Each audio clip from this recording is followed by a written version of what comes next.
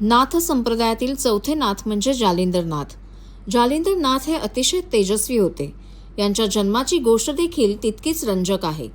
हस्तिनापूरचा राजा बुहद्रव सोमयज्ञ करत असताना अग्निकुंडामध्ये ऋषीमुनी विभूती काढत होते आणि अग्निकुंडात त्यांना एका बाळाचे पाय दिसले. या ऋषीमुनींनी त्या बाळाला बाहेर काढलं आणि हेच बाळ पुढे जालिंदरनाथ म्हणून ओळखू लागले, अशी कथा सांगितली जाते. आदिनाथ म्हणजेच महादेवांच्या तिसऱ्या डोळ्यातून प्रकट झालेला अग्नी या अग्निकुंडामध्ये सामावलेले होते. त्याचवेळी नारायणाने या अग्नीत प्रवेश केला आणि जालिंदरनाथ प्रकट झाले. अग्निकुंडातून प्रकट झाल्यामुळे जालिंदरनाथांना अग्निपुत्र असं देखील म्हटलं जातं.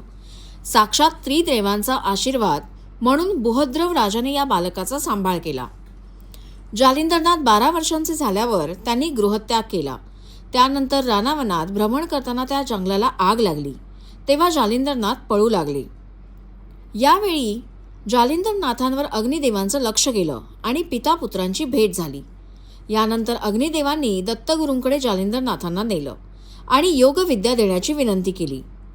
अग्निदेवांची विनंती मान्य करत दत्तगुरूंनी जालिंदरनाथांना दीक्षा दिली. सर्व मंत्र योगविद्येचं शिक्षण दिलं. जालिंदरनाथ हे कानिफनाथ यांचे गुरु. जालिंदरनाथांची समाधी बीड जिल्ह्यात आहे.